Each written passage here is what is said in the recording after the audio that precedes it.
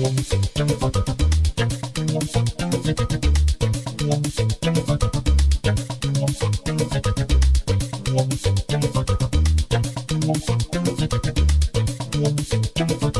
je dobio nagradu u vrijednosti 4000 kuna. Evo nam i poleo sport tramvaja. Može malo jači pljesak, ajmo pokažite šta znate.